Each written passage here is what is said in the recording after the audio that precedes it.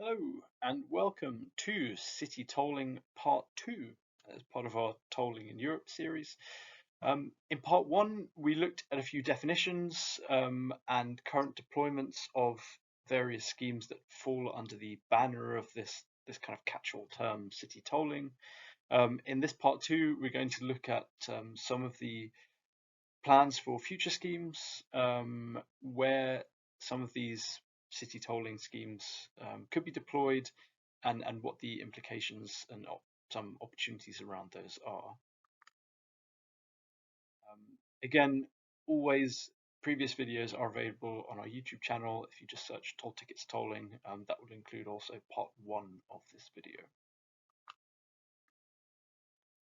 So this first slide is just a bit of a refresh. This was the last slide in part 1 of the presentation. I'm not going to talk about it in any detail, but again, just to show where today some of these schemes are deployed. If you want to hear more about that, look at the previous video. I think the main point, though, outcome of this slide was that compared to traditional tolling installations, there are really not many of these schemes that we would refer to under the city tolling banner in deployment today. This is changing, and there is a lot of activity, either planned or in some phase of discussion or deliberation. Again, this map is not going to be a completely exhaustive look at that, but what I have done is try to highlight some of the main schemes that are being discussed in perhaps some of the bigger cities that will result in maybe more interesting opportunities. First off, North America, there's an awful lot of discussion these days about congestion charging in particular across North America. Many of you will be familiar with the plans to introduce congestion charging in New York. This has faced some delays for various reasons over the years since it was first discussed, but we should be seeing it at some point in the next year, 2-3 years, we'll see. Aside from that, though, numerous other cities across the country are discussing similar plans, not necessarily exactly the same kind of scheme, but a congestion charging type scheme. These cities include Chicago, San Francisco, Seattle, Boston, Los Angeles. Also Vancouver in Canada is looking at some form of road pricing, which could be different to congestion charging. The motivation behind these are slightly different. It's not always the same. New York's motivation was primarily for the scheme to be a revenue generator, and that was so that they could support improvements in the public transport infrastructure with funds collected from the congestion scheme. Other cities like Seattle, Boston, Philadelphia, as I mentioned, looking at congestion charging not necessarily as a means to generate revenue, but as a means to tackle other problems like physical congestion in the city or poor air quality, this kind of thing. The same is the case for Vancouver. Some see this as a potential revenue generator, some see it as a way to manage traffic a little bit better, which is why they're looking more towards what we would define as road pricing, which is something that could be distance based rather than a time single charge on a daily basis type scheme. Across Central and South America, cities like Mexico, Bogota, Santiago in Chile, Buenos Aires, again, all looking at congestion charging. This is because the primary problem is congestion, but there can be added benefits of improving air quality, etc., depending on how they design and deploy the scheme. If we come over into Europe and the Middle East, it's not an exaggeration to say that almost all major towns and cities, certainly in the UK, and you could even make an argument to say in Europe, are looking at some form of low emissions scheme.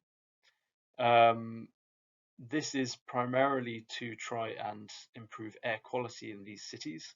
The UK has really led the way with introductions in cities like London, Birmingham, Manchester has plans, Liverpool has plans to do so, Glasgow, Edinburgh. All these cities either deployed something or are looking at a low emissions scheme. Many other countries and cities across Europe as well are also looking at this.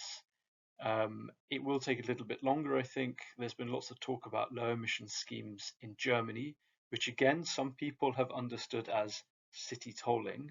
To be clear, the kind of discussions that are taking place are more towards a low emissions type scheme rather than anything that is usually understood as tolling, which would be either distance based or charged for all vehicles based on sections, this kind of thing.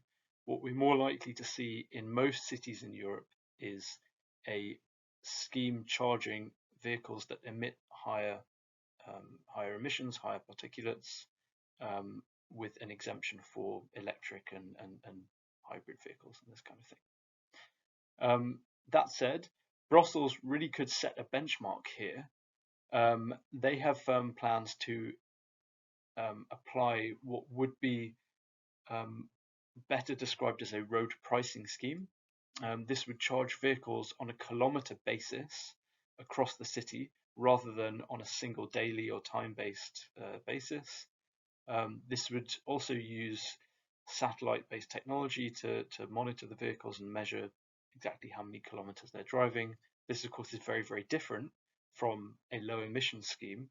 Again, many understand this as a city tolling scheme, but what I really want to keep emphasizing here is that when we say city tolling, what will actually be delivered in reality is very, very different. A road pricing scheme charged per kilometre in the city of Brussels is very, very different from a low emission scheme that could be launched in, say, Frankfurt or Madrid, something like this. Now moving across into Asia, again, similarly to the US and Europe, a lot of cities looking into congestion charging. Many cities in China, for example, have conducted studies on the potential introduction of congestion charging. We'll see how and when these are deployed, but again, these are more towards the, let's say, London, Stockholm, Gothenburg, New York type model rather than the kind of road pricing that we might see in Brussels or that we do see today in Singapore. Delhi, various other Indian cities, Sydney, Auckland in New Zealand, also looking at some form of congestion charging. This could end up falling into the road pricing bucket, but at the moment, the intention is really to look at something that's more zonal based, charged on a daily basis, very separate from what Singapore is doing now to update its road pricing scheme to bring it more into line with what we will see in Brussels, which will be a kilometre based scheme based on satellite technology. This has actually been discussed in Singapore for quite a number of years, and we should see it implemented before Brussels. It should have already been implemented, in fact, but there have been various delays due to chip shortages and whatnot. But again, I think the overall picture is a lot of activity here. It doesn't always look exactly the same, but a lot of activity built around the idea of either managing, restricting, charging traffic in cities in one way or another. Now, to really understand the implications of these different schemes, I wanted just to do an assessment against each of these definitions, if you like, or these groups, looking at it from the perspective of what is the kind of opportunity for generating business revenues from a service provider's perspective, and why is that due to the frequency of interaction and this sort of thing. So if we look at tolling first, generally speaking, tolling will use an onboard unit, of course, not always. Certainly in the US today, tolling is moving away from onboard units, but it's fair to say in most cases tolling will rely on some form of radio frequency technology housed within an onboard unit. It does, of course, have the highest potential for generating revenue, both for the tolling authority and the potential service provider, because you're charging on a more frequent basis. Tolls are charged all the time, unlike, say, congestion charges, which are charged generally during peak hours. The kind of interaction you have with a tolling customer would be a lot more than with a congestion charging or a low emission zone customer, because there is that more frequent transaction, that more frequent charging that's taking place. Most tolling schemes are charged on a distance-based measure. This doesn't mean per kilometer or per mile. That distance can be a section, or it could be a kilometer or a mile. But this is very different to, say, a low emissions or a congestion charge, which is time-based. And of course, the fee is being charged each and every trip, not just once per day. And again, charges would generally be on all vehicles rather than just, say, more polluting vehicles. Road pricing, very similar to tolling in terms of the revenue generating potential for both authorities and service providers, and the frequency of interaction here potentially even higher than tolling if you're measuring every kilometer or mile being driven rather than every section, say. But generally speaking, a quite similar comparison, I think. When we look at urban access and congestion charging schemes, here most of course would not be using an onboard unit. Most rely on automatic number plate or license plate recognition at the entry and exit points to a particular zone. Because of that, the kind of frequency of interaction you would have with a driver, user, is generally a lot less. As I've mentioned, these are time-based schemes, sometimes applied all day, sometimes applied just during peak hours, but the frequency of interaction is a lot less.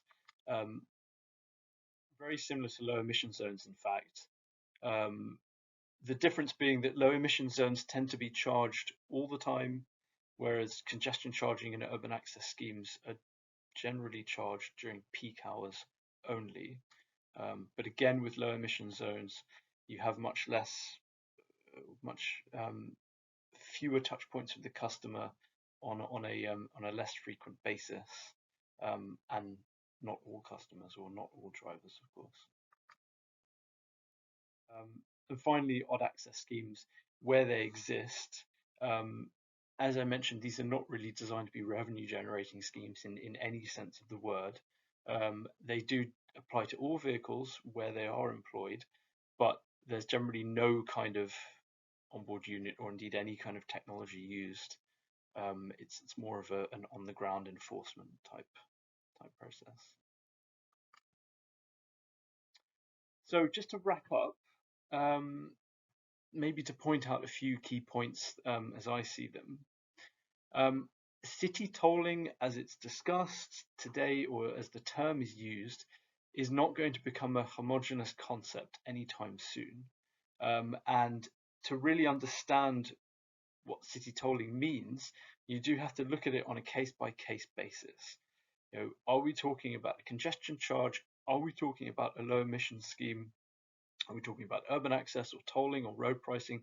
These are all very different. Different technologies are used. They have different touch points with the driver, and there are different opportunities and roles for service providers or mobility service providers in that scenario.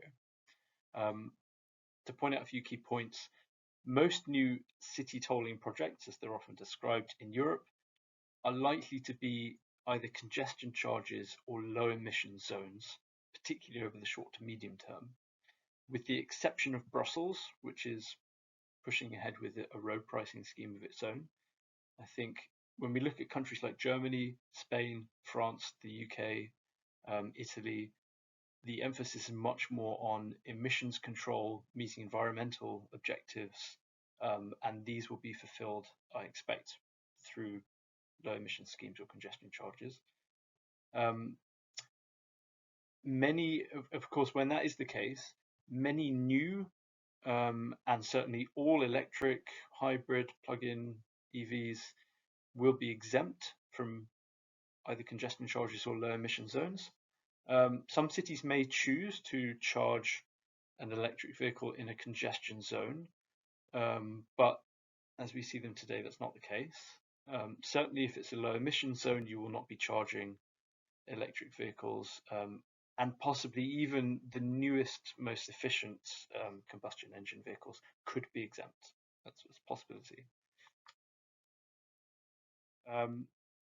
Most new city tolling schemes, anywhere in the world really, are likely not going to require use of any kind of onboard unit or onboard equipment. There will be some exceptions to this. In Singapore, of course, in Brussels, potentially in New York, they will enable the use of an onboard unit. In New York's case, it could be optional, but in most cases, any kind of congestion charging low emission zone urban access scheme is more likely to use a sort of license plate recognition rather than a specific onboard unit. This, of course, has then implications for how, as a service provider, you could potentially integrate that service into your existing offering. Having an onboard unit or not changes the business model, changes the form of integration, changes how you interact with the driver.